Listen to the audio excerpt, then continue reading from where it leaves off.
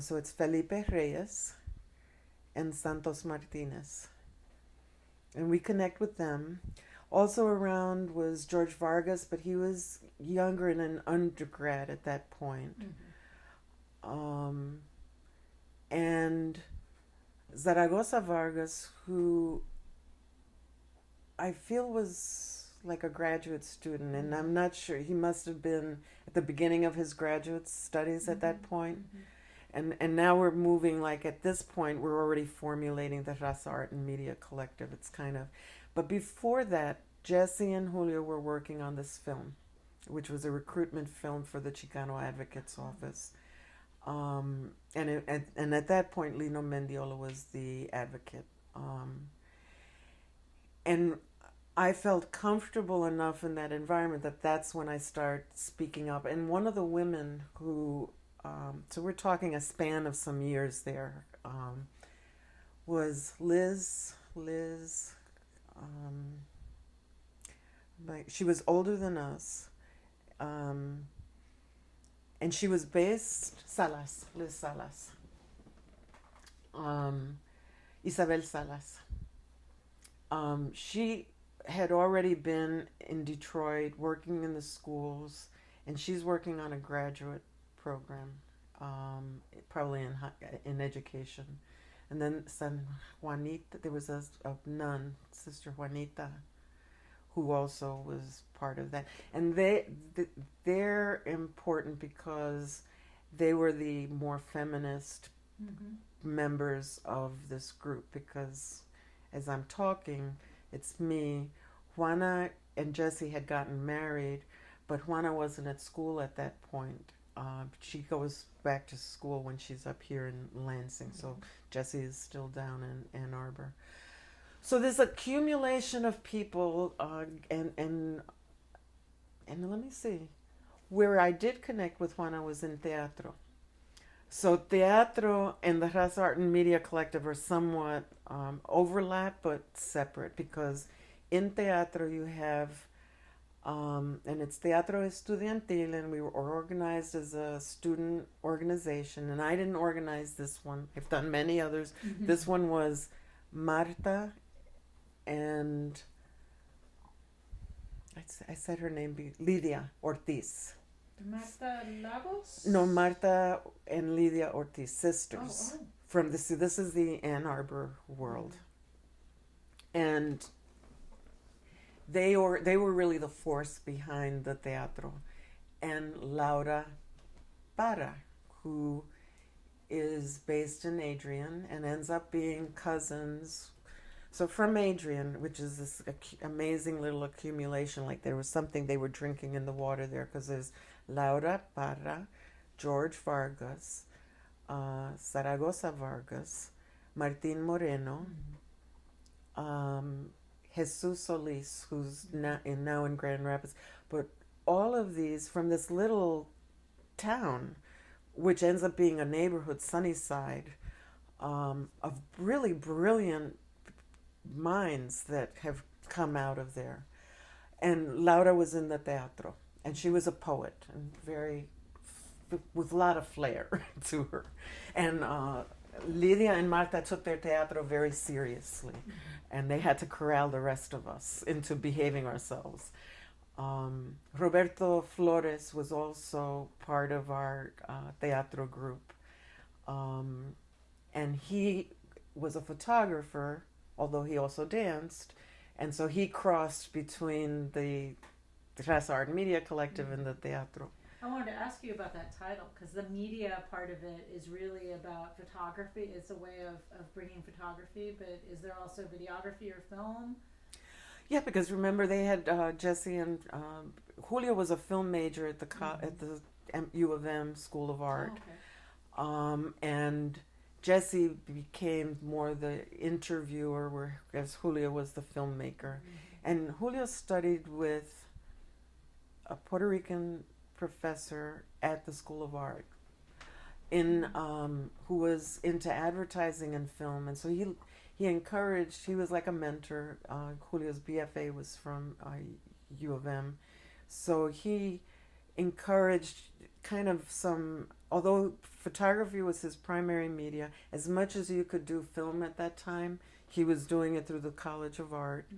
And then also some design work and some jewelry work. So it was a pretty broad background. So Julio was into photography. Roberto Flores was into photography. Jesse now is, but at the time he was more the interviewer and the kind of making connections, because he was doing inventories at the university. So he knew a lot of the people that Julio didn't know.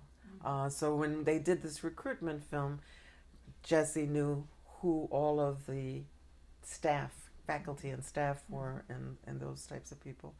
I became aware of that later. I wasn't part of that.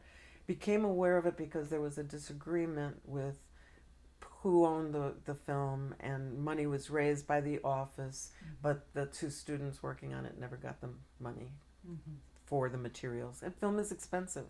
Not like video.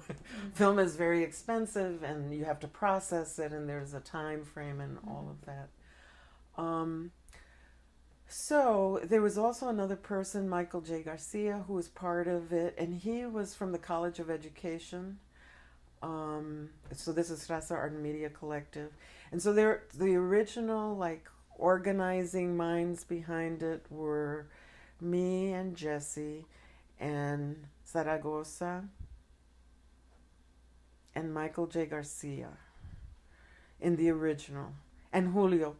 And Julio was not into the organizational stuff. He was into the look of it and getting it printed and fussing over the quality of images and things like that. And the whole print, that's where he usually comes in.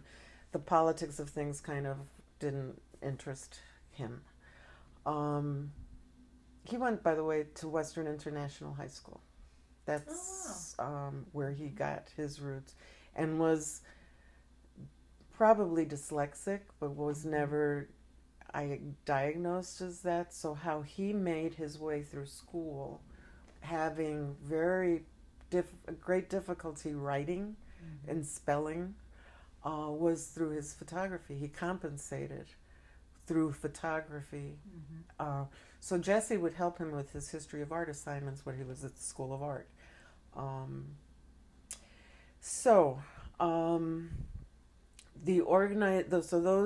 Then Zaragoza pulled in Zenita, which ended up being part of the demise of the issues that started coming up in with the Colectivo.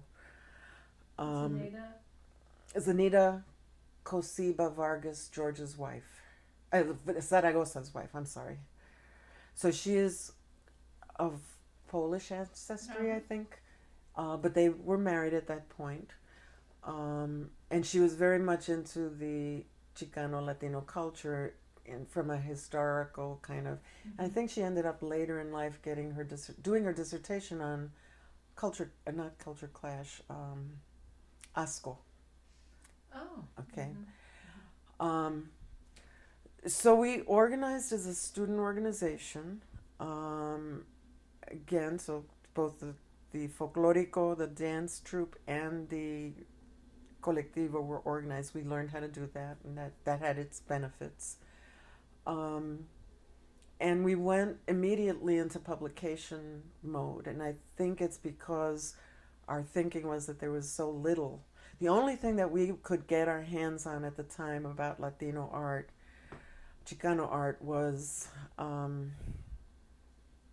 it's a classic from Texas.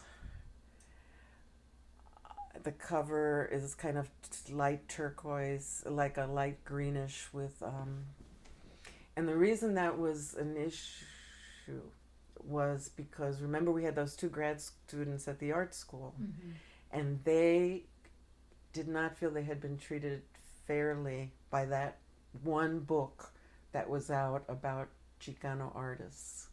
Wow, I wonder what that would have been 1973 or 4, is that right? So it's an art book on Chicano, the first art book. The first one and it's from Texas, and I probably have it in my library, and it'll trigger my mind when it comes out. He was a professor a Chicano professor, older. So remember, so there part of it was rebellion against this one book, and these Santos and Felipe had come from San Antonio and had not been covered. So they were what was the San Antonio Consafos? Uh-huh. Okay, so Consafos is the art group that they were associated with, and they were not Carmen Lomas Garza's in the book, so the more established artists were covered.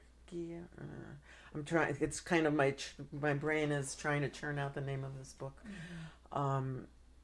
but these were on the more rebellious at that time, and then these two come up to go to grad school. So we're making connections with them now, and very much kind of impressed by them. And that's on the wall behind you is Felipe Reyes' piece.